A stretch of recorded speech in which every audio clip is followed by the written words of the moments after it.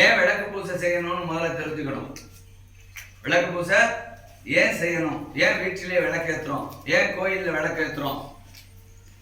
விளக்கு என்றால் என்ன? அதுல ஏன் 5 முகங்கள் இருக்கு? ரொம்ப நுட்பமா தெரிஞ்சுக்கணும். எண்ணிக்கையில் சிறியவர் பெரியவர்களாம் முக்கியம் இல்ல, கருத்தில் தெரிந்தவர்களாக நாம் இருக்க வேண்டும். சொல்லிய வாட்டின் பொருளுணர்ந்து சொல்லுவார் என்பது போல செய்கின்ற செயல்களை எல்லாம் தெளிந்து செய்ய வேண்டும். சித்தன் போக்கே சிவன் போக்கு என்றுதான் நம்முடைய முன்னோர்கள் மிகச்சிறந்த ஒரு பாரம்பரியமா சொல்றாங்க. எல்லா கோயில்களிலும் ஆலயங்களிலுமே சித்தர்கள் தான் ஐக்கியமாக இருப்பாங்க.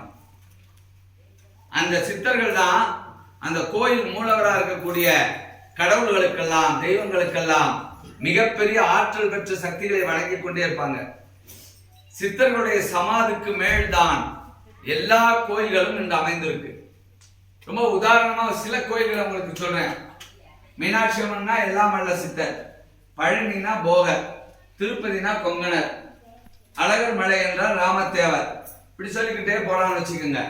இப்படி பல சித்தர்கள் எல்லோரும் அடங்கி இருக்கிற மிகப்பெரிய சமாதி கொண்டு இருக்கக்கூடிய கோயில்கள் தான்